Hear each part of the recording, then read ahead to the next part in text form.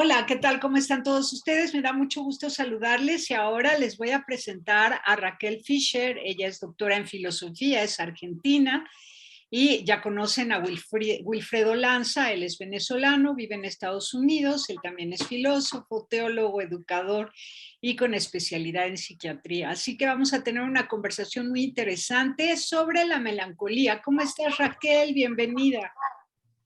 Encantada, Teresa, de conocerte. Y es un placer poder comunicarme, digamos, aunque sea por este medio, con Wilfredo y contigo, que no te conozco, pero bueno, nos Muchas conocemos de gracias. esta manera.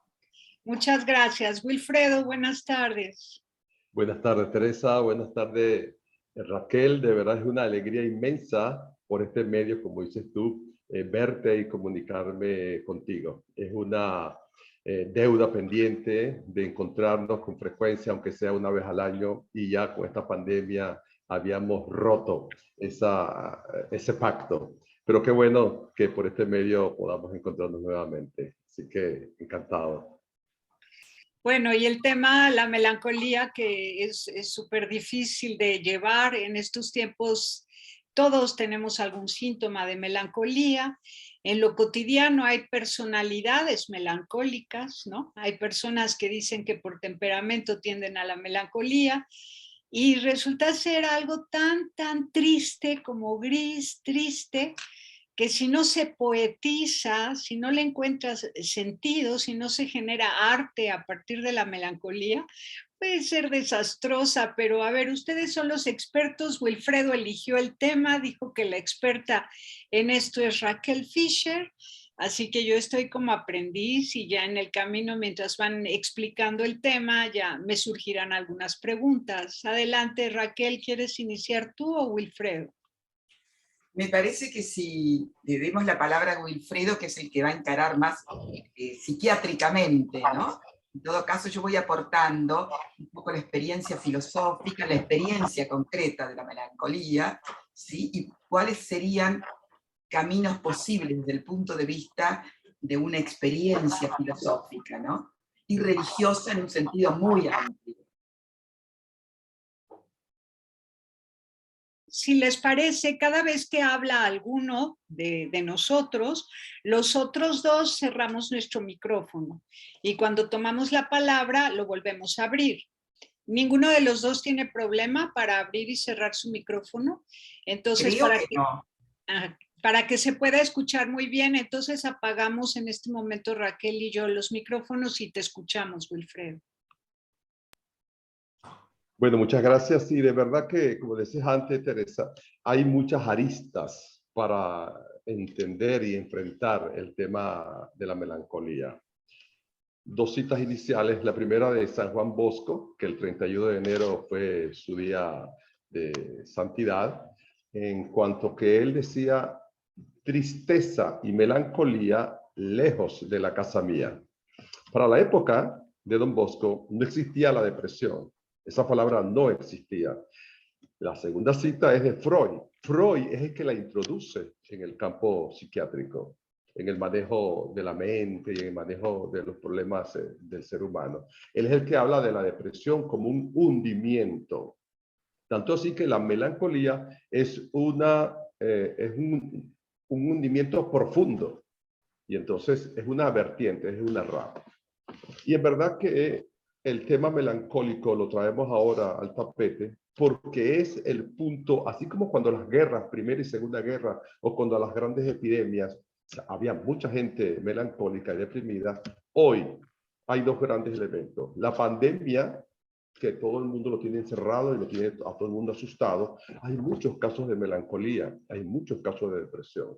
Y en el caso de la civilidad hay mucha migración. El caso venezolano, por ejemplo, hay mucha gente fuera del país.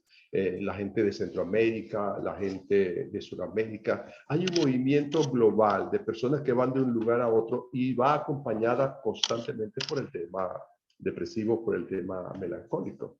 De tal manera que es un tema actual y queremos brindarle, como dice Raquel, algunas salidas buenas que nos podamos agarrar de ellas para salir de ese marasmo o de ese momento tan asiago que estamos viviendo en algunos momentos, en algunas situaciones y en algunos lugares del mundo inhóspitos o sí hospitalarios, pero que siempre nos sentimos desarraigados de nuestras tierras. Y eso es un punto importante que queremos tomar en cuenta en estos momentos.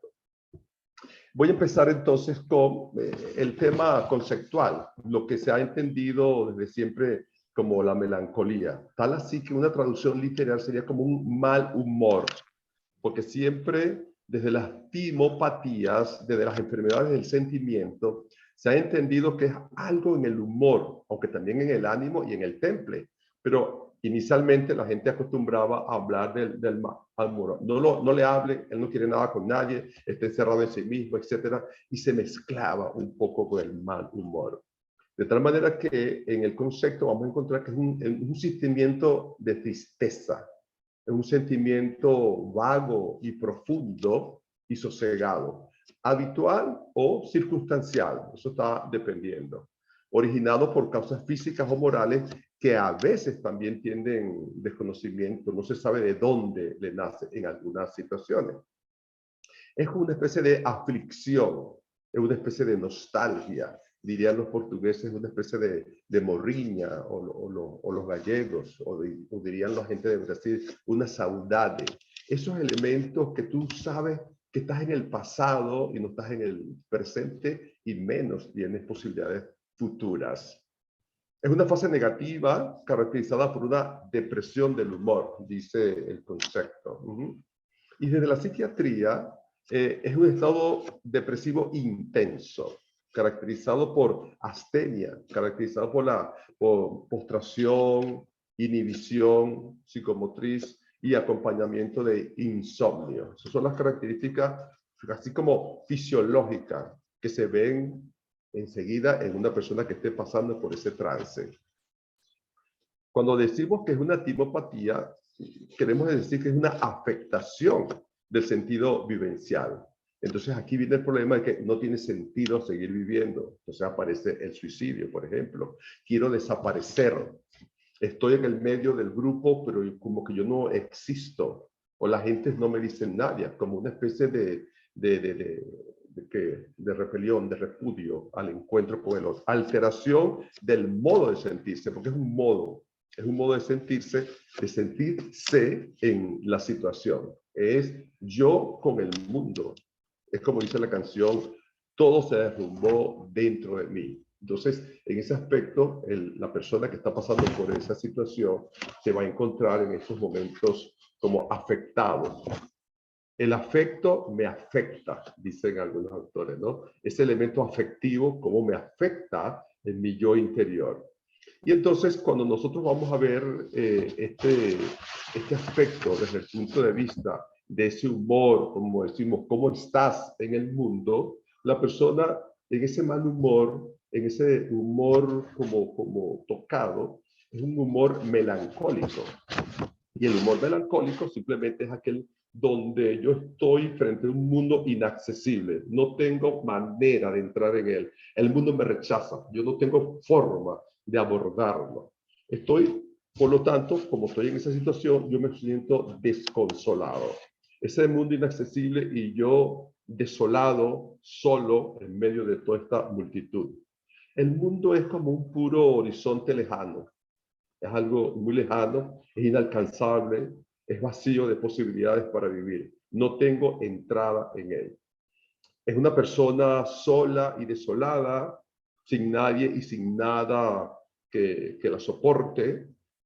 Añora su pasado, mundo de vida, lo de ayer fue mucho mejor, siempre el tiempo pasado fue mejor, y está recluida en su intimidad, como una especie que está metida, incluida en una prisión. Ese es, desde el humor, la persona que tiene este cuadro melancólico. Y acuérdate que es cuando uno ve a la persona y le dice, ¿cómo estás? En ese estar en el mundo, con ubicación. Pero si nosotros le vamos a preguntar a esa persona desde el ánimo, de cómo vas, cómo te mueve el ánimo, cómo te mueves por el mundo, esa persona me va a responder desde un ánimo decaído, un ánimo como un desánimo. El mundo está desvitalizado, no tiene vida para él. Y él está como remanente, ahí, diría Jean-Paul Sartre, como las raíces del castaño, ahí arrojadas a ese suelo. Se vive como carente de motivaciones. No quiero comer, no me llama la atención salir, prefiero quedarme aquí, no quiero bañarme. ¿Para qué me voy a bañar? ¿Para qué me voy a acicalar el pelo? ¿Para qué? Si no tengo ánimo, no me mueve nada para hacer lo que acostumbro a hacer. Se trata entonces sobre el decaimiento o la falta de ánimo por más valioso que sea. Entonces, para ella o para él no tiene sentido. Es un mundo apagado, es un mundo con poco relieve, es un mundo gris, es un mundo sin brillo, sin calor, es un mundo frío, es un mundo mortecino. Entonces, el ánimo decaído torna la vida a este individuo con una vida conservadora. Prefiero quedarme con lo poquitico que tengo y no buscar más. La actitud demasiado conservadora favorece entonces al ánimo decaído, porque no se atreve a dar un paso fuera, no quiere nada, no lo motiva para nada.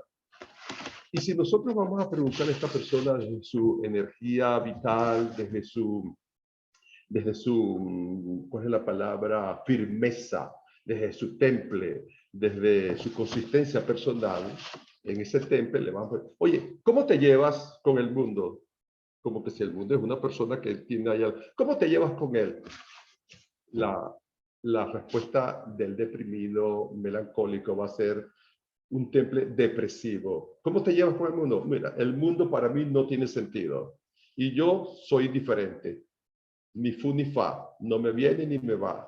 Allá él, allá el mundo. Entonces esa indiferencia de ese temple, que ya no tiene consistencia, el mundo está actualizado como carente de sentido. Vamos a la playa, ¿para qué? Vamos al baile, vamos a comer, viene tu tío, viene tu hermano, viene tu hijo, no tiene nada de sentido y esta persona no es capaz de salir adelante porque no tiene consistencia en su vida. Carece de sentido para la propia persona del depresivo. El mundo ha perdido su carácter de ámbito de recursos para efectuar su vida. No es el lugar para ella. Persona a la cual no le afectan las cosas del mundo. Mira, se murió fulanito. Ven, tenía que morir. Mira, ¿quieres comer esto? No. Guárdamelo por ahí, después más tarde. Porque no tiene ganas, no tiene ánimo de nada. Tiene una anedonia, no tiene... esa anedonia le produce constantemente que no tiene gusto. Le gustaba comer, ahora no tiene gusto de la A comida. ver, No señor, si habemos hipocondríacos escuchándote, ya se nos está bajando la presión, te lo juro, con tanto detalle. Qué difícil. Es como un panorama gris, como si todo lo viera en neblinas y sintiera que está habitando en un mundo por accidente y que es un mundo no deseable. Es una situación difícil que podría tener su raíz en algo físico, en un problema de líquidos del cerebro, en un problema aprendido, porque puede ser que tuvo una cuidadora, una mamá, una abuela, una tía, una nana que era de ese temperamento melancólico y le enseñó a ver la vida con melancolía. Puede haber sido algo aprendido también, o temperamental, o de cuestión de líquido del cerebro, de falta de nutrición, yo qué sé. No, pero ya no nos digas más síntomas, ya entendimos qué es lo que pasa con el melancólico, que te juro que empiezo a sentir que se me baja la presión. A ver, Raquel, ¿puedes tú decir algo al respecto? Tienes apagado tu micrófono, Wilfredo. Cada vez que alguien habla, yo apago los demás micrófonos para que no se escuche ruido. Quiero terminar simplemente para que esa figura que tú estás diciendo termine de desmayarse, que de allí al suicidio no hay mayor experiencia, no hay mayor distancia, porque la persona ha perdido toda esperanza. La esperanza de vida la ha perdido y lo que espera en la desesperanza es morir. Quiero desaparecer, quiero hacer todo eso. De todas maneras, el tema está, como dijimos antes con Raquel, servir esa mesa de cómo está la persona, y que además no solamente ha aprendido, sino ni heredado. Puede ser que vivió 20 años feliz, 40 años feliz, y llegó un momento de su vida en que hubo el freno. Y entonces esa persona se siente de esa manera porque su estructura del logos, del conocimiento, se le destruye. Y entonces va por ese otro camino. Pero ese es... Claro, si es algo temporal no pasa nada. Si es algo temporal no pasa nada porque de depresiones todos hemos salido después de una pérdida catastrófica. Lo que más me aflige es cuando el temperamento, la forma de ser y de vivir desde la infancia es melancólico y que esa persona esté todo el tiempo deseando morir. Yo por lo pronto, a ver qué dice Raquel, pero por lo pronto quisiera traducir la melancolía en añoranza de Dios, pero se ignora que eso es añoranza de Dios. Entonces, si se tuviera claridad respecto de añoranza de Dios, entonces el ser humano con este síntoma o estos síntomas tendría que buscar a Dios para encontrarle sentido a la vida. Y la otra cosa que quería decir es que, bueno, a ver si lo recuerdo, lo estaba pensando mientras hablabas, Wilfredo. ¿Abres tu micrófono, Raquel, por favor? Y nos dices... A ver si está tu marido por ahí, Ricardo, que te diga dónde abrir tu micrófono, porque yo desde acá no lo puedo abrir. Donde veas el icono del micrófono. Yo no te escucho porque, no, es que yo lo apagué, nada más tienes que oprimir abajo del Zoom, de la pantalla del Zoom a la izquierda. Ya. ¿Y ahí me escuchas? Sí. Ya, gracias Raquel, disculpa. No, querida. No, a mí me encantó, Wilfredo, es una excelente descripción. Lo que pasa es que, como dice Teresa, a ver, una cosa es el diagnóstico que has hecho, que está perfecto, y otra cosa es buscar los caminos de salida para esa situación. De hecho, los psicofármacos hacen mucho, hay que reconocer que en ese orden, digamos, los psiquiatras han hecho mucho. Digamos, el cerebro tiene su desestabilización como cualquier órgano humano, y puede estabilizarse ayudado de los psicofármacos. Eso no es, digamos, eso tapa el problema, no lo resuelve. El problema es mucho más profundo, pero de alguna manera hay que reconocer que la terapia, entre el psiquiatra y el apoyo psicológico y toda la cosa que está hoy en boga, como el Reiki, el tema, por ejemplo, de la meditación, etcétera, etcétera, ayudan de alguna manera a superar esta situación. Ahora, hay temperamentos más melancólicos, más nostálgicos que otros, pero ciertamente de la melancolía bien trabajada, Guardini hace una hermosa distinción hablando de Kierkegaard, que hay una buena melancolía y una mala melancolía. La mala melancolía es la que se queda un poco en la cesación del sentido, es decir, no hay sentido. Si no hay sentido, pierde sentido la vida. Mientras que la buena melancolía es la que potencia, por así decir, esa nostalgia, que en el fondo es la cosa agustiniana, la nostalgia de Dios. Potencia eso y se expresa de alguna manera especialmente en la creatividad.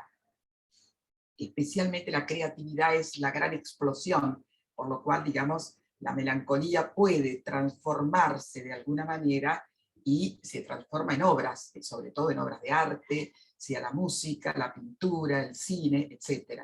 A mí, por ejemplo, hay una película que me encanta en ese sentido, que es una película muy vieja, que es La fiesta de Babette. No sé si la vieron. Fiesta de Babette, a ver, ahí doy un testimonio personal. Cuando sale La fiesta de Babette, yo acababa de padecer realmente, bueno, estaba con familia en crianza, diríamos, con hijos adolescentes. Se muere mi padre después de una larga enfermedad, de un accidente, padece una enfermedad, pero simultáneamente mi marido pierde su único hermano, y enseguida, en el mismo tiempo, un colectivo mata a mi madre y a mi suegra. ¿Sí? Bueno, yo me acuerdo que cuando salí del hospital y vi los cadáveres, una noche, era un sábado, llovía, ¿saben lo que son las salas de espera de los hospitales, esos azulejos blancos? Me acuerdo que mis hermanos me dijeron, no mires, yo soy la única mujer, y andate. Yo me fui con Ricardo, y digo, vamos a avisarle a los chicos. Me acuerdo que le dije, mira, Ricardo, yo sé que esto es una tragedia, porque no veníamos, digamos, vírgenes de muertes, habíamos tenido un montón de muertes, que eso culminara con 2 muertes más, era una cosa realmente descabellada. Me acuerdo que me llamó un médico psiquiatra y me dijo, a veces uno tiene el deseo de preguntarle a Dios por qué estas cosas, por qué suceden estas cosas, sobre todo que se desmoronaba, de algún modo yo sentía que la familia, digamos, con hijos adolescentes era un riesgo enorme, tantas muertes en tan poco tiempo. Bueno, pero qué experiencia tuve, que a pesar de eso, que yo no entendía por qué, sin embargo, hay sentido. Y que algo interiormente me decía, hay sentido. Fue cuando sale la fiesta de Babette. Esto fue en un octubre, yo me pasé enero escribiendo la fiesta de Babette. Después salió un bellísimo, muy lindo artículo que me pidieron para publicarlo, y fue muy famoso. Creo que incluso el Papa que hoy tenemos, rezaban, incluso en muchas abadías, rezaban con ese artículo. ¿Qué es lo que percibí? Bueno, más allá de mi artículo. ¿Cuál es la trama de la fiesta de Babette? La mujer es una cocinera. Babette es una gran artista de la cocina, pero a ella le matan el marido, el hijo, todo en una revolución en Francia, ¿sí? Y se va y se refugia en Finlandia, en las costas de Finlandia, pero nadie sabe de eso. Bueno, hay una historia de amor, una historia de reconciliación con el pasado, en síntesis, porque habría que verla la película. El final de la película, que es una reconciliación total, es una gran cena, por eso es la fiesta de Babette, ¿sí? ¿Qué acontece en esa cena? Que todos, el personaje principal reconoce en el vino y en la forma de estar servida la cena y la comida que solo una mujer sabía hacerla en París, que era Babette. Pero él no sabe que Babette está ahí refugiada, ni lo supo. Pero lo hermoso es el discurso de ese personaje, que es un general de la corte de la reina de Suecia, en el brindis, que cita el Salmo, creo que es 85, donde él dice, en esta vida, lo hermoso de esta vida, que a lo que hemos renunciado, aún lo que hemos renunciado se nos ha devuelto. Y aquello que quisimos, también lo recibimos. Todo está, porque la misericordia de Dios es muy grande, y la justicia y la paz se reconcilian, y todos se piden perdón. Cada uno pide perdón de su historia personal en silencio con el otro que tiene al lado, que son infidelidades, traiciones, etcétera, etcétera, en medio de un gran festín. Yo creo que este es el símbolo, que la vida es una fiesta. La trama de la vida es una fiesta, con todo lo que hay de dolor, de muerte, de padecimientos, de enfermedades, etc. Pero todo eso es como cuando amasamos, si uno lo agarra desde el fondo y lo ofrece, todo eso revela un sentido, ¿sí? Eso es celebratorio. Y me parece que ese es el gran mensaje, por un lado, de la fiesta de Babette, ¿sí? Creo que si a mí algo me dejó esa película, fue que me sirvió a lo largo de los años, incluso todo un curso que dimos el año pasado, justamente mostrar cómo la vida tiene sentido, y que ese sentido es bello y es celebratorio. Hay que celebrarla, la vida. Y en ese orden de cosas, cuando le decía Wilfredo de Olga Orozco, que es una de las grandes poetisas latinoamericanas, ya fallecida, pero no hace poco, o sea, es una gran poetisa, tiene un poema que se llama En el fondo el sol, y termina así: si miras en el fondo de la taza, no verás nunca el sol del otro lado. Entonces, es como que, a ver, Runner también tiene un diálogo, que se cuento después, termino con la idea de Olga. Si miras en el fondo de la taza, sí hay tragedia, pero ¿dónde está la redención de la tragedia griega? ¿Por qué pudimos salir de la tragedia griega? Porque hay un Cristo crucificado, que no por crucificado justifica la tragedia, no, sino porque es en el único lugar en donde el Hijo de Dios obra por absoluto amor. y sin otra razón que por amor. O sea, entrega la vida por amor. Entregando la vida nos levanta a todos y redime la tragedia. La tragedia griega solo se redime con la crucifixión. Pero no por la cruz en cuanto cruz, sino porque el Hijo de Dios dio la vida por amor y se encarnó por amor. ¿Sí?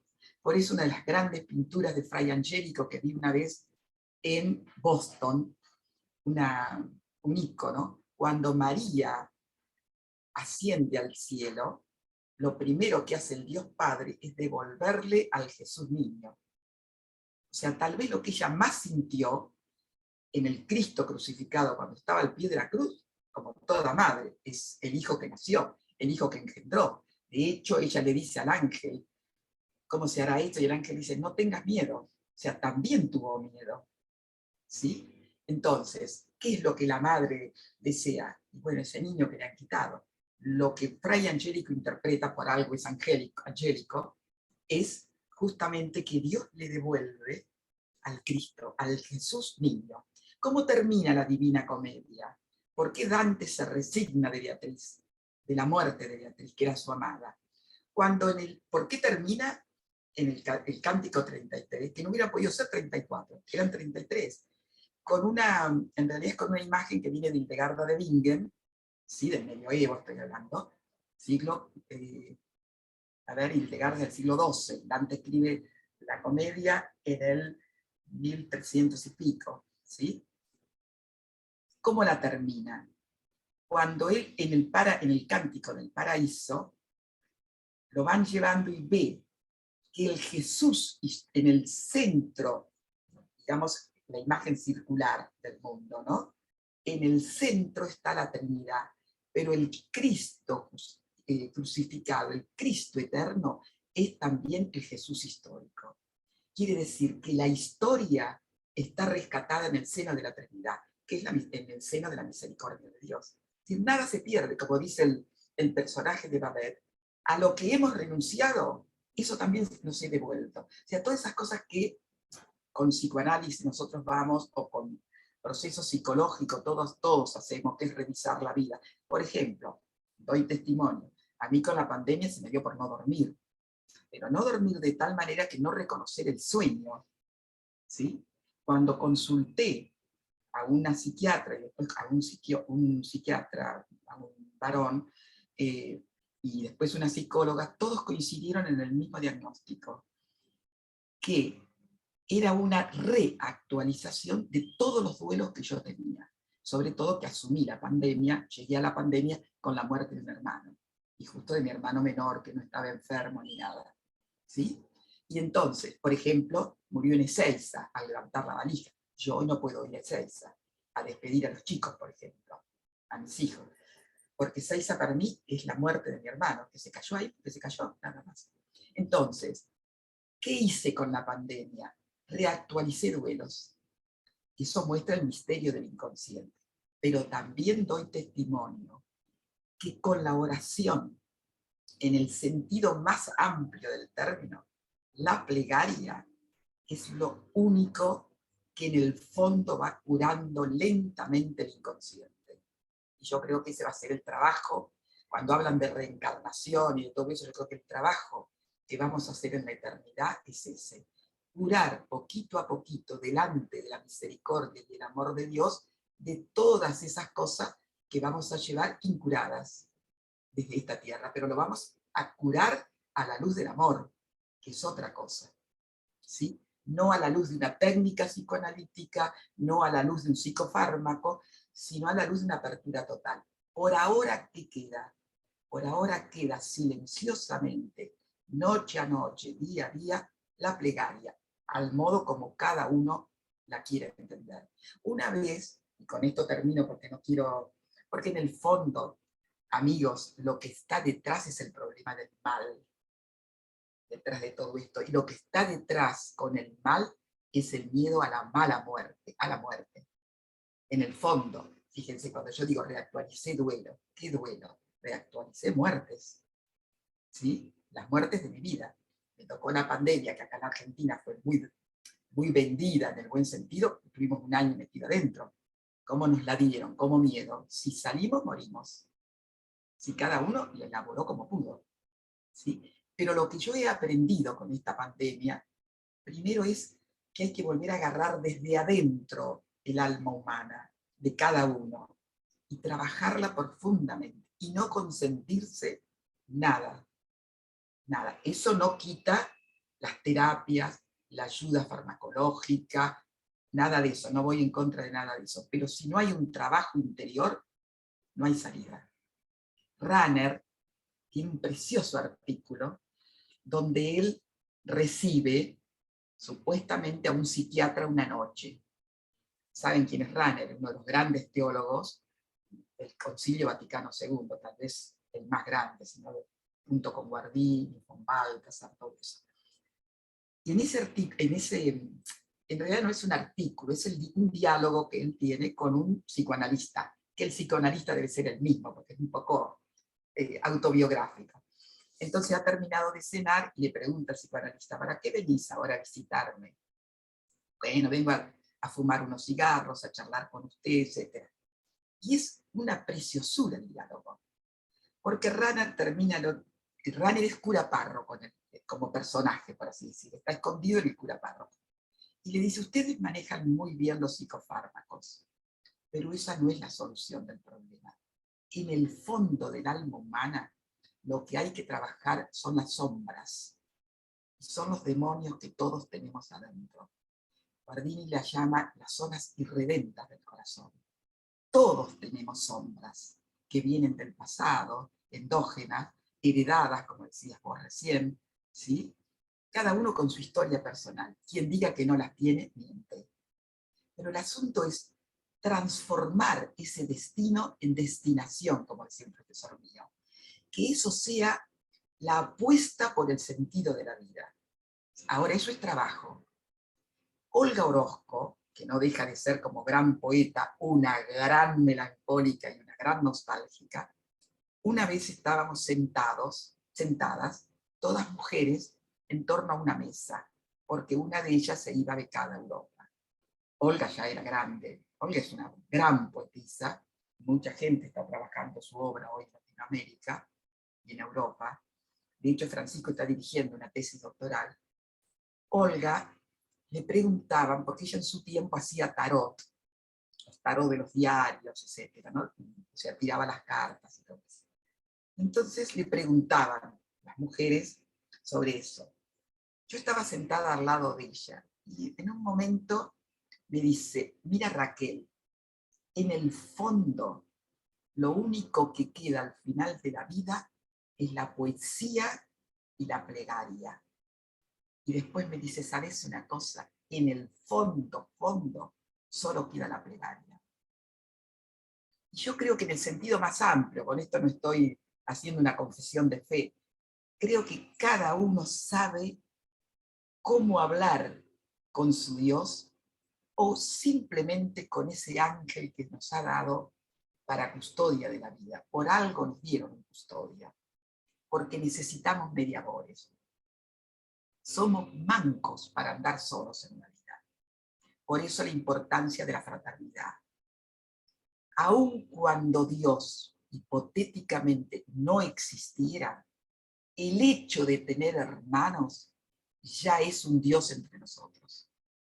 El tener hermanos, el poder contarles a otro la vida y que el otro te abra el corazón. Eso los exiliados lo saben muy bien, ¿no? Bueno, no quiero, tengo muchas cosas, pero no quiero...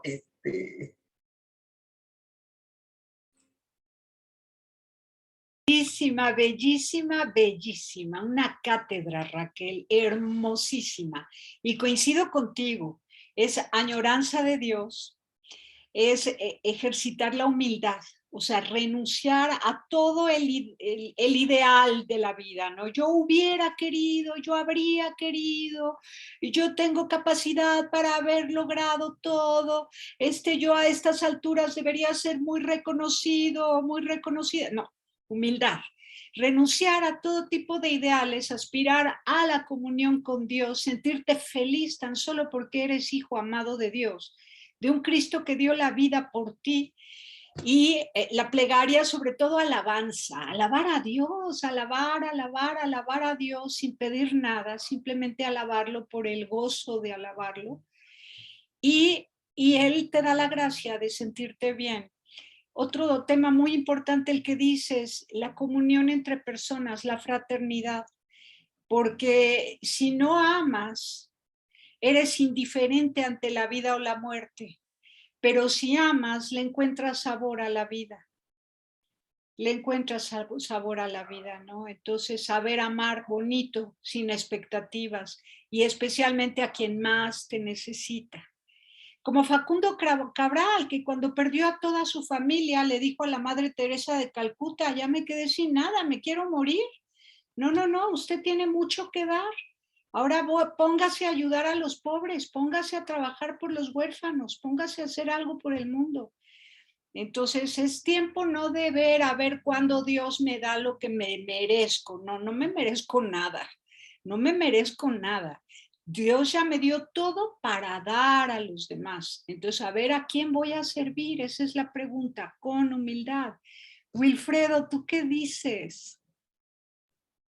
Sí, estoy de acuerdo con Raquel como las salidas frente a esa situación que yo describí anteriormente. Y, por ejemplo, el caso ese de la resignificación, que ella dice muy claramente, he vivido.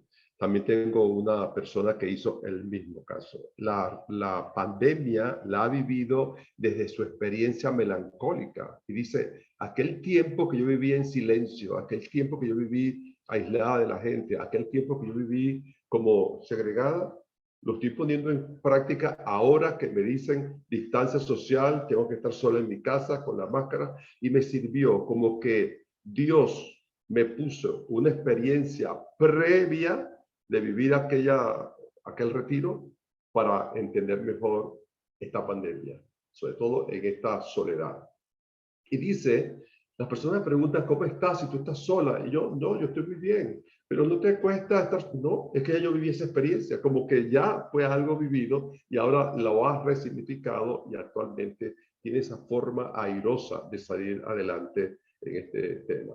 También el tema de la plegaria está muy dentro de la persona orante, sabe que Dios es su salida, sabe que todos esos elementos le van a ayudar a salir de este tema. Y el tema comunicacional.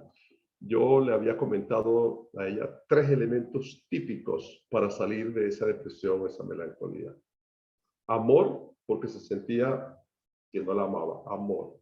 Comprensión y comunicación, porque el tema comunicacional era vital para esa persona.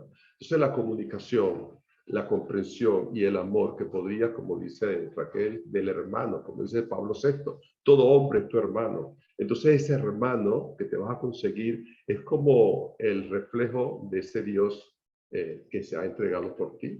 Y ha hecho ese camino y en verdad que en este instante se siente muy bien en función de eso. Tiene sus caídas, sube y baja, pero sí tiene una vía. En la música quería decir 2 elementos que me parecen sumamente interesantes y lo viví en estos días preparándome para esto. Y regresé a Tristán e Isolda, que es una canción emblemática para hablar de la melancolía y vivir la melancolía.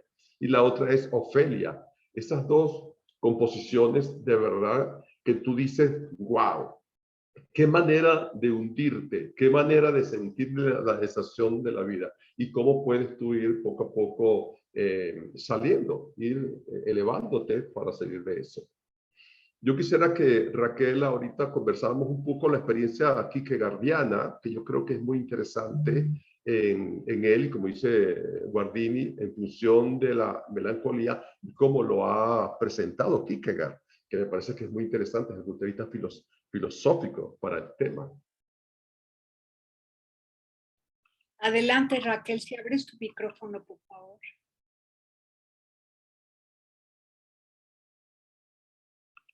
Tu micrófono, Raquel. Por favor, tu micrófono, perdón. Todavía no. Ahí sí, ¿no? Ahí sí. ¿Sí? Lo que yo no soy experta en Kierkegaard, Mi especialidad es el medioevo, especialmente, y todo el monacato latino.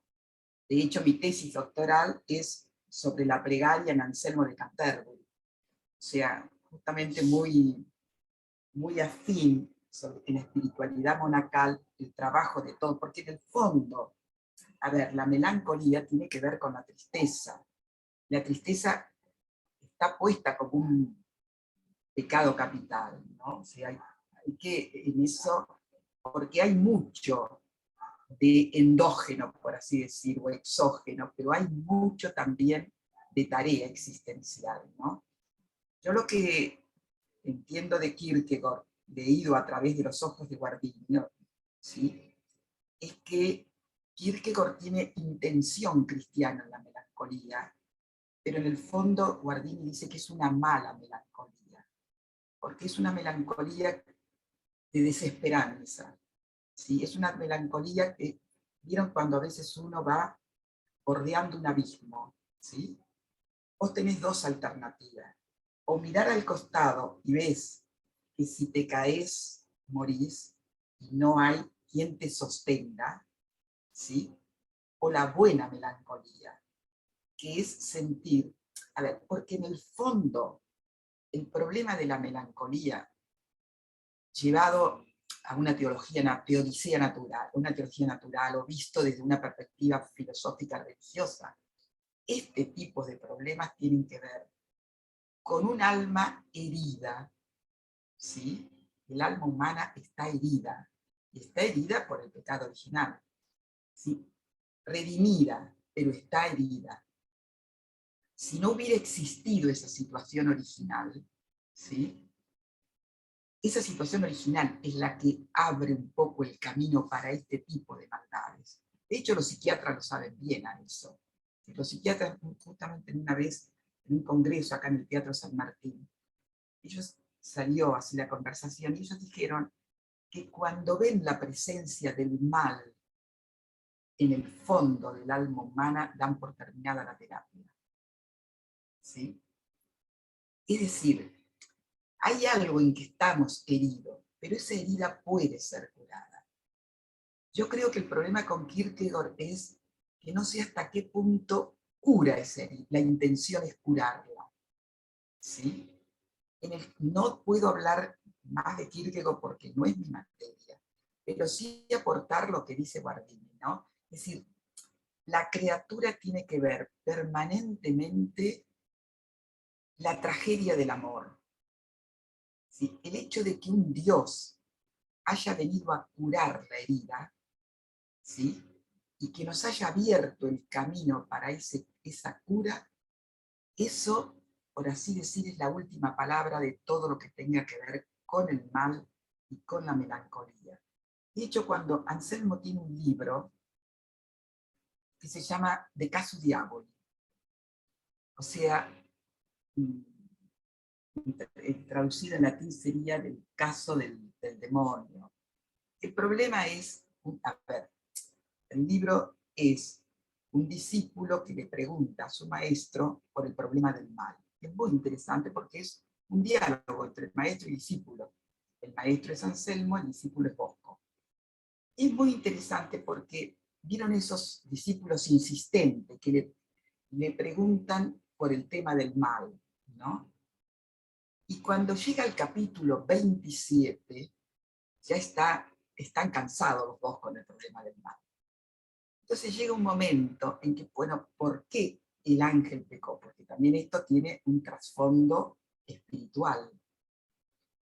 En realidad, el tema del espíritu creado, que es lo que está detrás de todo esto, que sería otro tiempo, por así decir, hay el espíritu creado, hubo espíritus que no consintieron, por así decir, a la humildad de la que vos hablabas y reconocer la supremacía de Dios. Los que sí reconocieron son los llamados ángeles. Los que no reconocieron son los espíritus que aún hoy nos acompañan, que hacen la historia, por así decir, al lado nuestro. Los buenos, los no tan buenos, pero es el espíritu personal, de lo cual la modernidad pasó una lápida, puso una lápida, de eso no se habla. ¿Sí? Pero eso existe, es el mal, con distintos nombres. Pero ¿qué es lo que dice Anselmo cuando el discípulo lo acorrala? Le dice, bueno, ese ángel malo, que fue el que desencadenó el problema del mal, Volvit cuya volvit, quiso porque quiso. Ese es el gran problema del mal, que no hay razones. Se quiere, lo quiso a eso porque lo quiso. Diríamos en el lenguaje más vulgar. Lo quiso cuando un chico uno le pregunta, pero ¿por qué hiciste esta diablura? Porque se me antojó. Sería en lenguaje bien cotidiano lo del ángel. Pudiendo no quererlo, lo quiso. Volvit cuya volvit. Entonces no es un problema fácil. Uno tiene la lectura psiquiátrica, la lectura filosófica, pero en el fondo es un enorme misterio el que está detrás, que es el problema del límite de la criatura, que cuando debió ser totalmente festivo y sano, se tornó herido por el mal. Entonces, ¿qué es lo que Rahner le dice como sacerdote al psiquiatra? Ustedes tienen altas dosis de psicofármaco. ¿Con eso qué hacen? Y tapar el problema. Pero si llegan al fondo del problema, lo que tienen que ver es el problema del mal. Es decir, el problema del mal, yo diría que hay que entregarlo, no tocarlo. Por eso tampoco hay que abusar demasiado. Hoy hablábamos con Ricardo. Yo soy muy cuidadosa de este tipo de problemas, incluso de hablar de la melancolía, de la angustia, del suicidio. Ojo, otra cosa es que lo haga el terapeuta, con las herramientas que tiene un terapeuta apropiada para esto, incluso muchas veces la necesidad del psicofármaco. Pero ¿por qué a nivel de fraternidad, y ahí incluso a los pensadores en general, hay que tener cuidado? Porque se filtran cosas de las cuales uno no es consciente, ¿sí? Y la cual hay que tener mucho cuidado, porque con el mal no se juega. Hace poquito nos llegó a Francisco el último libro de Grondel. Grondel es uno de los grandes pensadores franceses contemporáneos, que se llama La belleza de la metafísica. Es interesante. Yo acabo de terminarlo de leer, voy a escribir un artículo en homenaje a una filósofa que justamente el año pasado, cuando hacíamos las jornadas de Medieval, muere con COVID, la titular de Medieval de la Universidad de Rosario. Quiero hacerle el homenaje a través de este libro porque era una gran amante de la metafísica. ¿Qué es lo que hace Grondel? Los 3 capítulos tienen un precioso prefacio y una preciosa conclusión. El prefacio donde muestra los pilares de la metafísica, ¿sí? El sentido de la vida, el pilar antropológico, el pilar ontológico y el pilar religioso. Después tiene 3 capítulos donde va desarrollando estos pilares que no vienen al caso. Después corta el discurso con un capítulo que se titula Y el mal, y después tiene los otros 3 y la conclusión, que está dedicada a la belleza del pensar y al sentido de la vida. Eso me parece digno de ser rescatado. Pero ¿qué hace en el capítulo del mal? Dice, yo sustituyo la pregunta de Agustín, que se ve que no le gusta, unde malum, ¿de dónde el mal? Es la pregunta de Agustín, y él dice por otra pregunta, que es, ¿y el mal? Yo creo que el gran problema de Grondel cuando sustituye la pregunta es que se queda sin respuesta. Y en realidad, cuando toda la hermenéutica que hace del mal, es decir, bueno, epidemias o pandemias ha habido siempre. Esto viene a recordarnos que el hombre puede enfermar. No hay que ser tan quejoso, o como decía Kennedy en sus discursos, bueno, el hombre se ha acostumbrado a quejarse demasiado. No nos quejemos tanto y miremos qué hay que hacer por nosotros. Todo eso está bien, pero en el fondo, la conversión que hace de la pregunta es porque no tiene respuesta de Agustín. Como filósofo no hay respuesta. Eso hay que andar por los terrenos de la teología, en el buen sentido, y recorrer mucho el monacato. ¿Por qué insisto en esto? Porque veo también por YouTube y todo eso cómo se han acostumbrado ahora a hablar mucho de la melancolía, de la tristeza, de la depresión, pero hay que tener cuidado que eso no nos torne más melancólicos, más depresivos, más deprimidos, ¿sí? Porque, ojo, es un cachito, un pellizco, por así decir, en donde uno puede morder el otro problema. Y lo que se trata acá es de una apuesta al sentido, una apuesta a la belleza real del mundo, y una apuesta a la belleza que Dios nos ha dado. Eso que dice el final de la fiesta de Barret, que creo que merecería un Zoom, en general nosotros cuando damos clase en la UCA con Francisco solemos terminar con esa película, con el final de esa película, porque realmente aún aquello, como vos decías recién, Teresa, a lo que hemos renunciado, es tan grande la misericordia, que eso nos va a ser dado también. Eso va a ser el gran rescate de la vida. Pero hay como que, por así decir, todo lo que estamos viviendo en esta situación delicada, no acentuar, por así decir, no acentuar el elemento negativo. Porque como decía Olga, si miramos el fondo de la taza, no vamos a ver nunca el sol del otro lado. Nunca. El sol, para verlo, hay que apostar que el sol está dando luz. Y que la luz está entre nosotros. Pero el problema es que el mal tiene mejor prensa. El mal tiene infinitamente mejor prensa. El bien.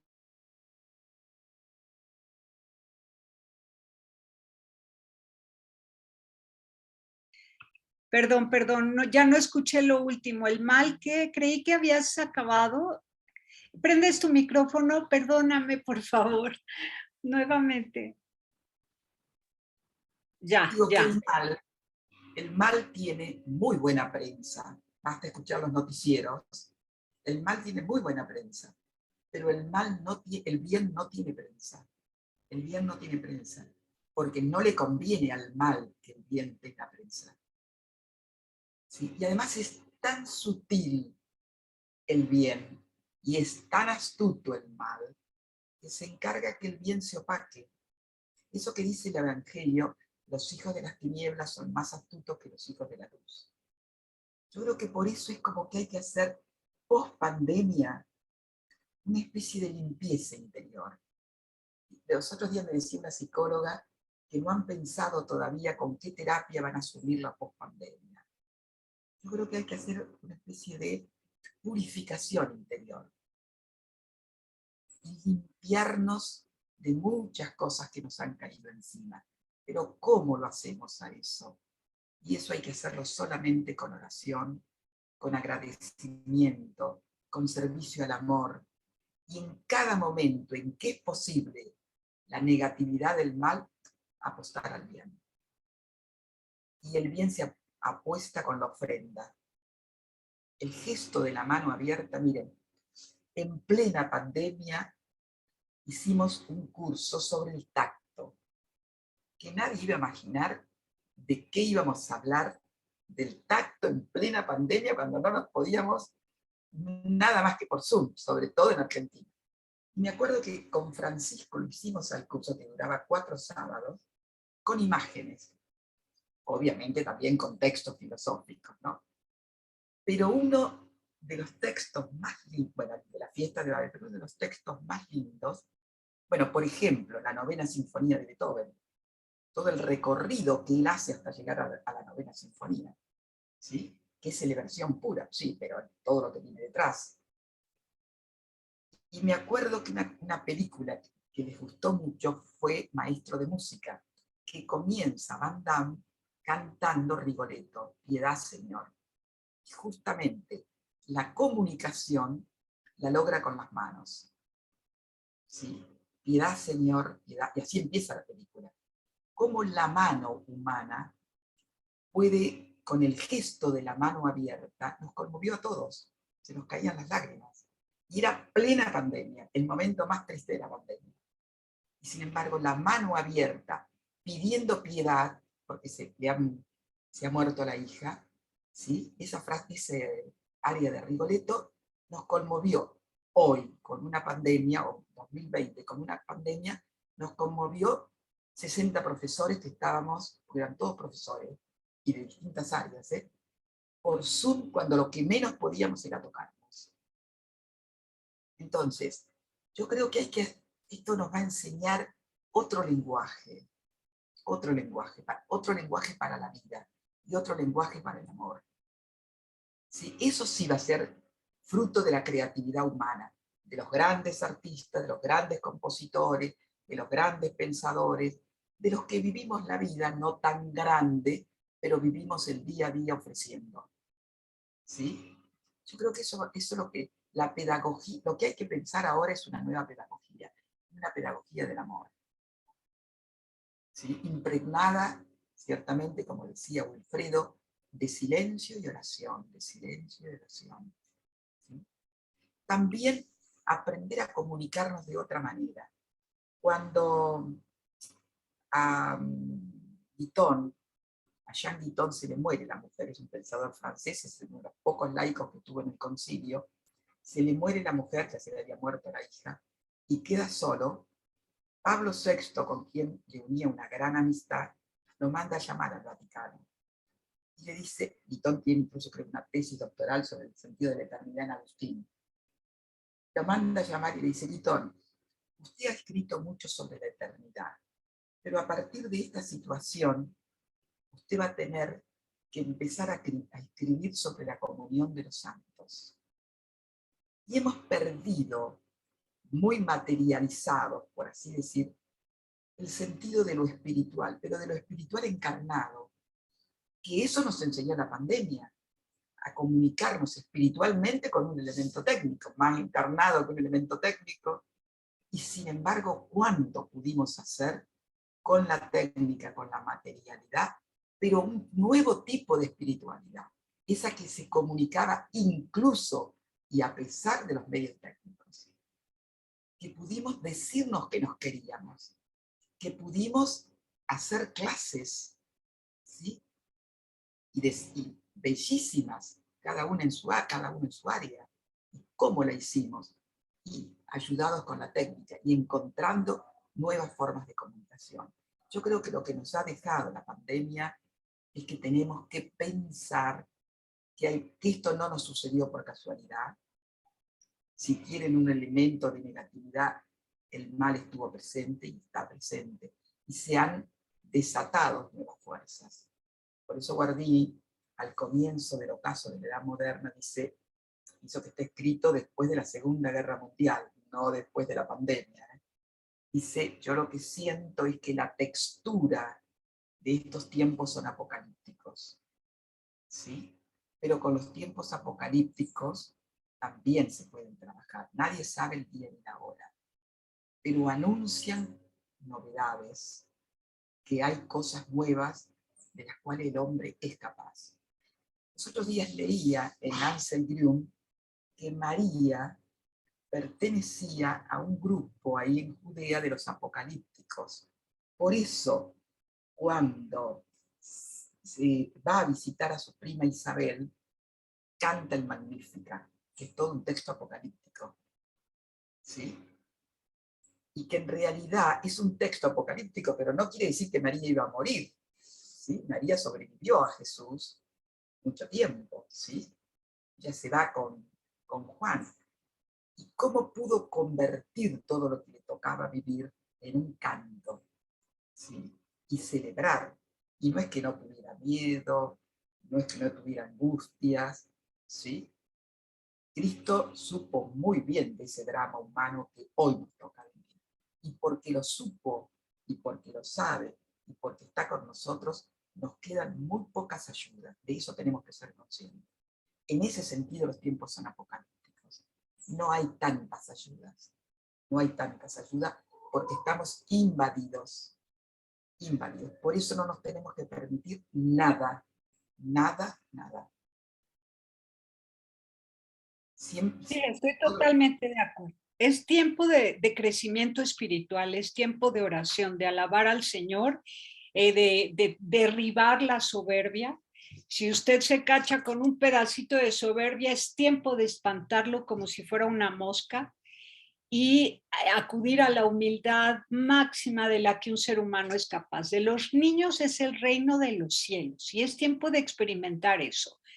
Si es necesario pintar las paredes de su casa y hacer una obra de arte, ponerse a dibujar florecitas con plumones en las puertas, en las orillitas de las ventanas, como un niño pequeño y con sencillez, hacer lo que sea fruto de la creatividad para arreglar su espacio, para alegrarlo, asomarse por la ventana, escuchar a los pájaros, ver las flores que nacen cada día, ser como niños y olvidarse de que quiero algo para mí. No, no quiera usted nada para usted, es tiempo de amar, de servir, de consolar a otros. No es tiempo de ser honrados nosotros, es tiempo de nosotros honrar a otros. Y así, desde el centro del corazón, salir a servir a los demás. Y eso, ¿no? Porque si seguimos aspirando a bombas y platillos y honores y aplausos, todo mundo se va a quedar sentado esperando en su casa. Ahorita todos somos sobrevivientes de una guerra fría. Lo que necesitamos es dar amor para ser testigos de la fuente de vida eterna que brota de dentro del corazón. Es dar amor a nuestros padres, a nuestros hijos. Si los hijos le han sido arrebatados, que también ha sucedido, parejas separadas donde ya la mamá no puede ver a los hijos o el papá no puede ver a los hijos, para honrar a sus hijos, llevar una vida honesta. Para honrar a los hijos, porque tarde o temprano preguntarán, ¿y dónde acabó mi papá o dónde acabó mi mamá? Pues resulta que una persona súper honesta, todo su barrio habla bien de él porque a todos ayudó, amó y sirvió. Entonces deja un legado, una herencia para sus hijos impresionante. Y finalmente los hijos son de Dios, no son de uno, son de Dios. Son de Dios y hay que aprender a amarlos como de Dios y no como nuestros. Pero honrarlos y honrar al padre y a la madre llevando una vida honrada, una vida honesta. Importantísimo. A ver, Will. Sí, me quedo con la imagen que dice Raquel sobre la buena prensa que tiene el mal y la poca o mala prensa que tiene el bien. Y hablábamos en otro día, Raquel y yo, sobre la expectación. Yo creo que el tema de la expectativa, de esa bondad, de ese hombre que va a la orilla del abismo y en vez de ver a la izquierda y lanzarse por él, ver, elevar los ojos al cielo y encontrarse con esa mano que Dios le tiende. Porque la expectación, esa expectativa que él tiene de la bondad es mayor que el elemento de la maldad. De tal manera que el hombre siempre tiene esa esperanza, esa expectación en función de que le va a ir bien y que va a saber salir con esa ayuda todopoderosa de donde está sumido, encerrado, estancado. Que yo creo que es un punto también interesante que Guardini lo comenta junto con Grandin, el tema de esa expectación que nos lleva siempre nosotros como una semillita, el grano de mostaza, famoso de la fe, cómo eso nos ayuda más a elevar los ojos al cielo y buscar nuevos derroteros, nuevos caminos, nuevas vías para salir de ese sumidero. A mí me parece sumamente interesante eso de la enseñanza que nos deja en la pandemia, ese elemento de la purificación que es clave y ese elemento de ver nuevas formas de comunicarme, yo creo que eso es clave, ver nuevas formas de amar. De repente estábamos equivocados en el tema amor o cómo amábamos. Ver de otra manera, eso es limpiar nuestros ojos, decir, oye, estábamos ciegos, es el tema de la ceguera, que también Ansel Grum lo analiza muy bien como dentro de la depresión, porque la depresión es una ceguera. Y cuando Jesús hace el milagro de devolver la vista al ciego, la primera cosa que le dice es, mira hacia adentro. El tema de la ceguera no es que no ves lo que está afuera. Primero mírate adentro. Una vez que mires hacia adentro, empiezas a mirar hacia afuera y luego comienzas a mirar de una manera distinta, de una manera nueva, que eso es lo interesante. Entonces, la expectancia, yo creo que me Le parece dice, ven y interesante. sígueme. Les da la vista y luego les dice que lo sigan. Sí, quiere hablar Raquel. Raquel, tu micrófono, por favor, perdona. cuando doy clases siempre tengo un auxiliar ahí al lado, ¿viste? No, te decía que, a ver, 2 o 3 cositas. Justamente de Ansel Grün leía los otros días en las imágenes de Jesús, un libro que tiene, que dice que le costó mucho, que le costó a Jesús devolver la vista al cielo, al ciego. Y hay otros milagros que los hace, digamos, enseguida. Pero al ciego le costó 2 veces tenerle que pasar la mano por los ojos. Sí, que fue un milagro que le costó, porque también quería que el ciego viera desde dentro. No solamente era devolverle la vista, sino devolverle la vida interior. Y no lo lograba.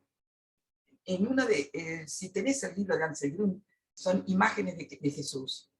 Y en una de ellas justamente habla de eso, ¿no? Cómo Cristo no le fue tan fácil en ese caso hacer el milagro. Al Jesús histórico estamos hablando, ¿no? Digamos, le tuvo que pasar 2 o 3 veces porque quería como devolverle vida, no solamente que viera con los ojos, ¿sí? Eso es una cosa, me acordé, Wilfredo, cuando vos decías eso. Después, yo ahora tenía ganas de escribir, después que termine este otro de Grondel, tenía A ganas de ver, ¿de escribir. qué lectura estamos hablando? Y la busco acá. ¿Te acuerdas del versículo?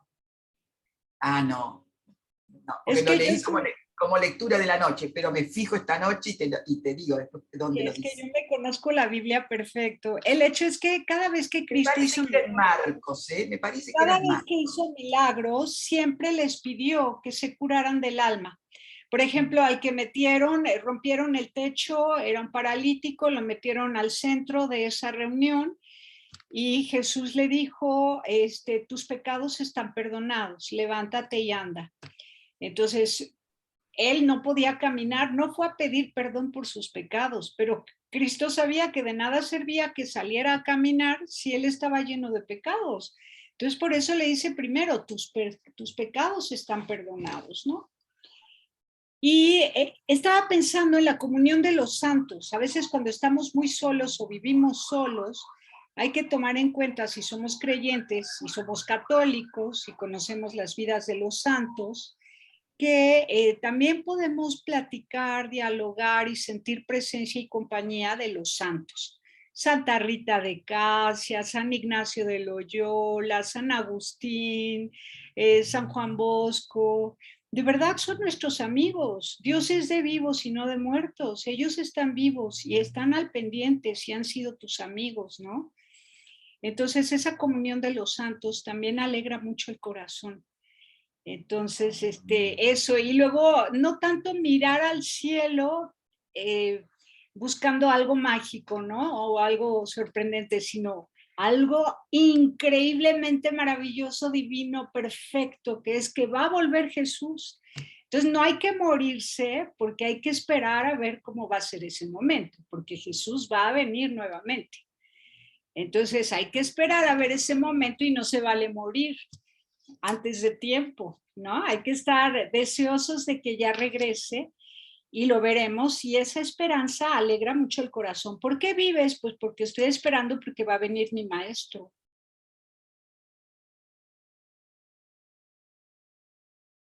Tu micrófono, Raquel, por favor, abre tu micrófono. Es muy lindo lo que decís, Teresa, muy lindo.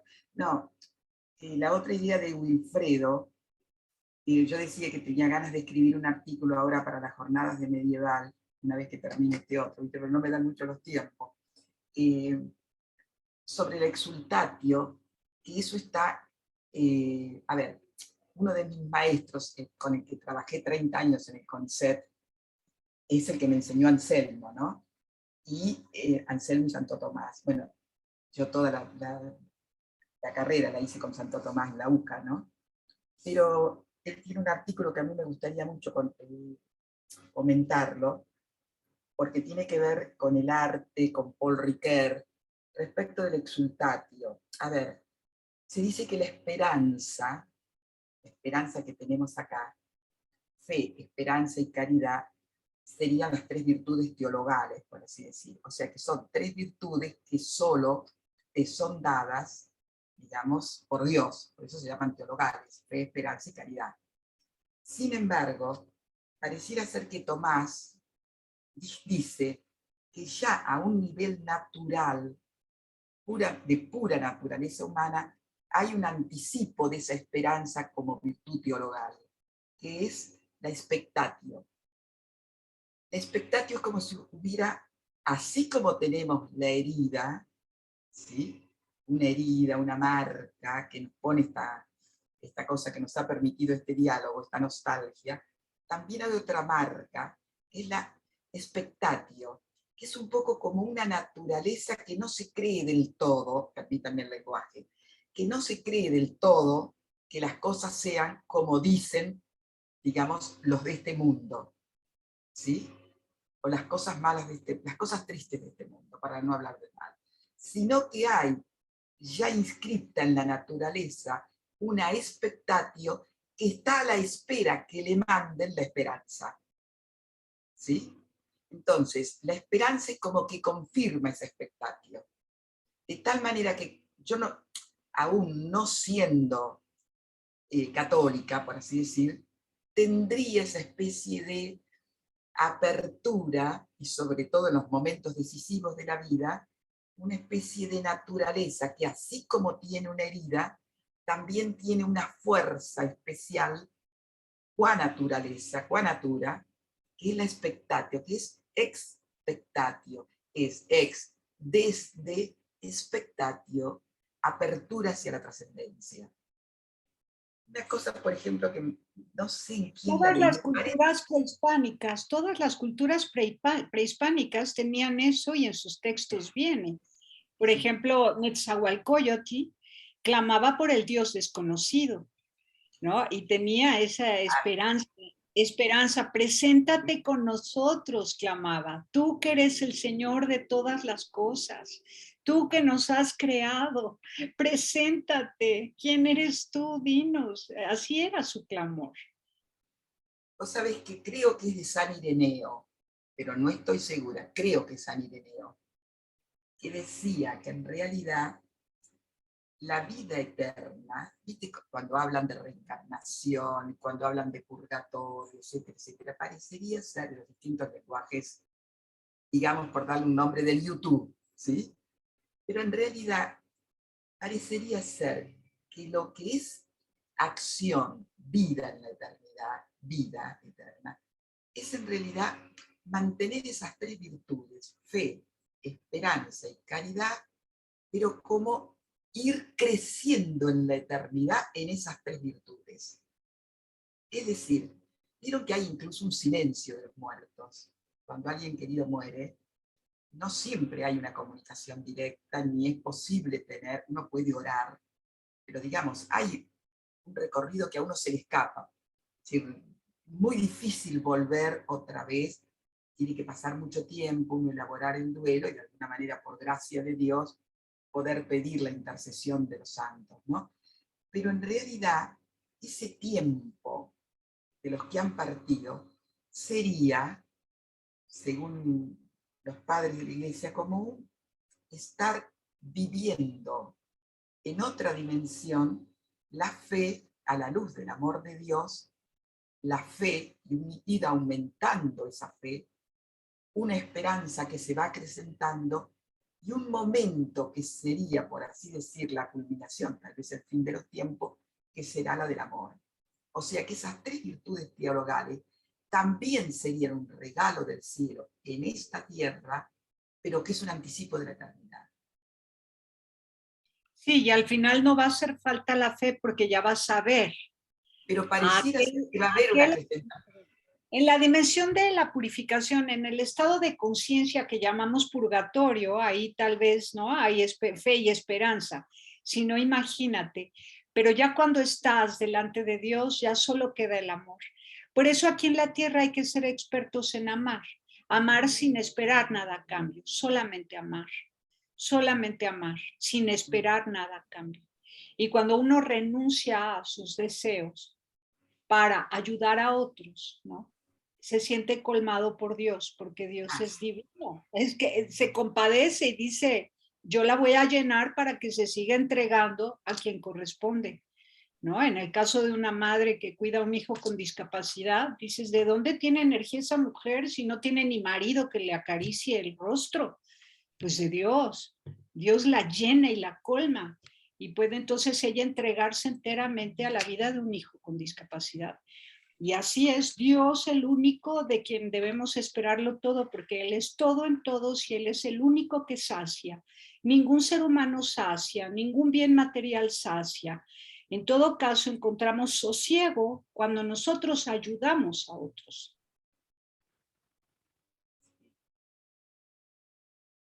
Yo propongo que ya cerremos y que deseemos a todos, les deseo mucha alegría y felicidad espiritual.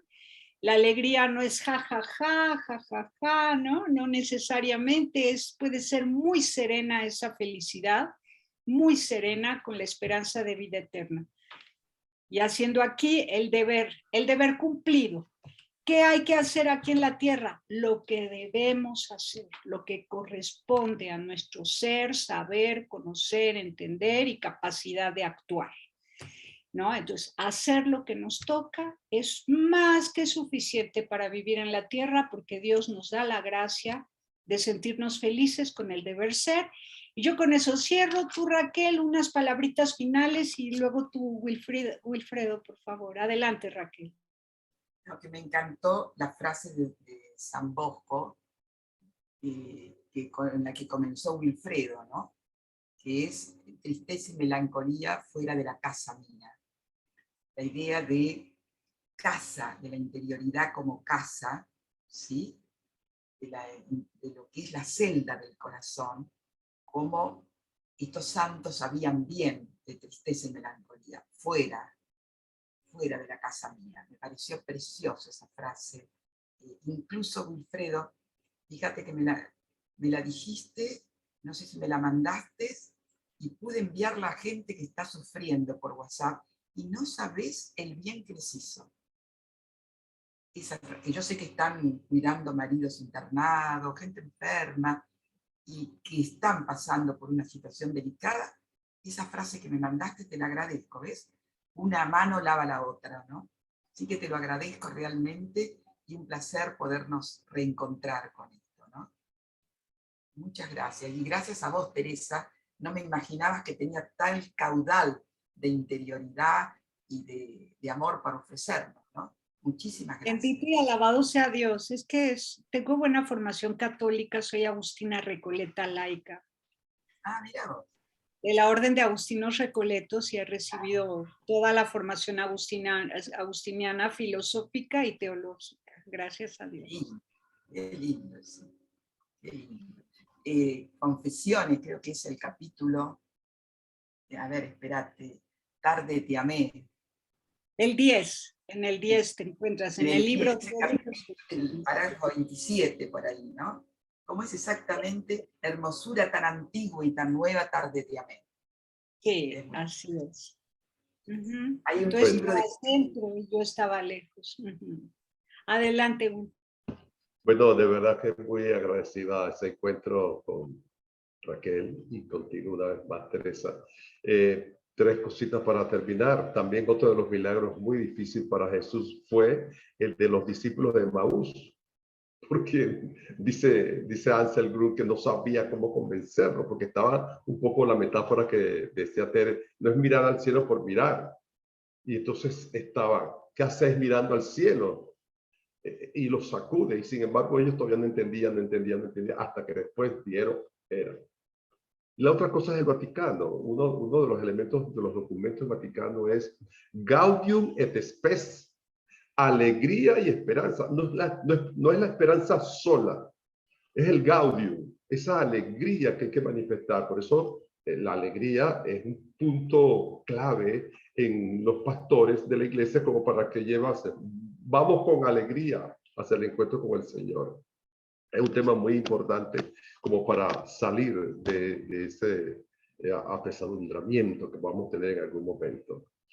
Pienso que sí, que es un tema muy particular, y desde esta visión, desde esta forma, como nos lo ha comentado Raquel, tenemos mucha más buena prensa para salir airosos de esa situación. creo que, como dice la gente, no invocarlo, no nombrarlo, y más bien hacer lo contrario, nombrar las posibilidades, los beneficios que hay y no tanto los maleficios. De tal manera que muy agradecido, Teresa, por prestar de ahí tu canal para esta conversación. Y Raquel, ojalá que podamos vernos pronto nuevamente en otro tema de estos que yo sé que tú manejas muy bien. Gracias, salúdame a la familia, que también las quiero mucho. Como dicen en México, tu familia, mi familia. Yo creo que eso es sumamente importante tener hoy por hoy dentro de este eco, esta gran casa, familia que nos conocemos a través de los tiempos. Gracias, Teresa. Muchas gracias, Raquel. Muchísimas gracias. Me encantó escucharte. También a ti, Wilfredo. Los dos son maravillosos. De verdad me tienen impresionada con la belleza de sus palabras, el conocimiento que han alcanzado a lo largo de su vida y me inspiran para seguir la huella. Muchísimas gracias. Dios los bendiga. Pásenla bien. Bien. Igual. Hasta la próxima. Gracias.